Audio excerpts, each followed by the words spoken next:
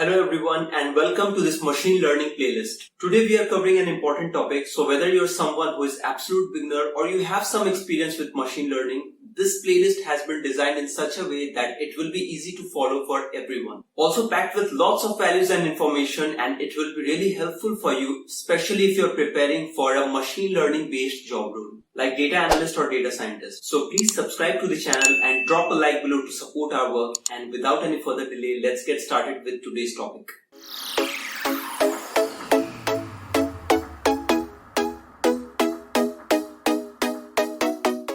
In this quick lecture, we are going to explore the differences in assumptions between the linear regression and logistic regression algorithm. Actually, recently I was speaking with one of my LinkedIn contacts who is nowadays preparing and appearing for interviews in order to crack a data science job. And he only told me that he got this question in his interview, that also for a big four company. And when he was asked this question, he was absolutely clueless because maybe most probably he was not expecting it. And then I thought that why not I go ahead and create a simple explanation video on this topic that can help other people. By the way, you can also feel free to connect with me on LinkedIn. I will drop a link in the description box below. So without any further delay, let's get started. The first thing is, logistic regression does not require a linear relationship between the dependent and independent variables, which is definitely required in terms of a linear relationship. However, logistic regression will still need the independent variable to be linearly related to the log odds of the outcome. And as we have already understood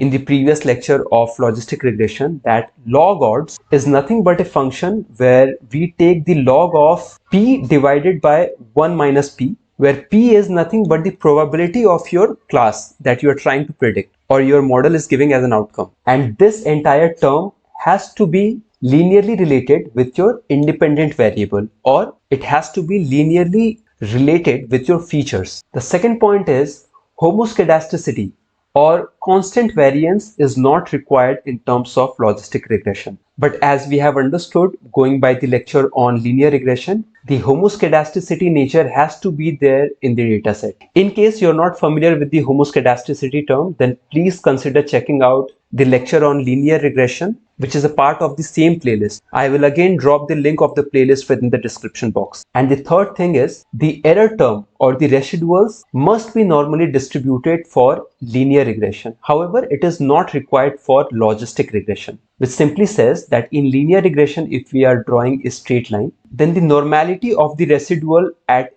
any given point should be equal, which means it should not work in this way that at this region of your straight line, the residual or the loss is lesser with compared to this part where you have a greater loss. And this is what we mean when we say that the error term must be normally distributed for the linear regression. As I have already said, it is not important for a logistic regression problem. In spite of having few differences in the assumption, it still has few similarities between the assumption of a linear regression and logistic regression.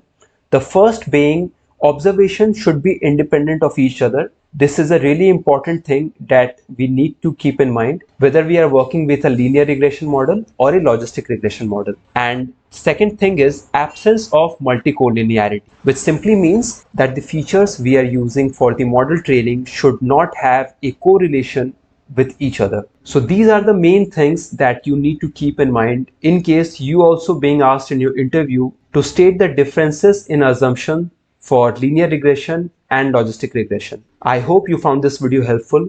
If yes, please consider dropping a like below, subscribe to the channel if not yet subscribed, and hopefully I will see you in the next lecture.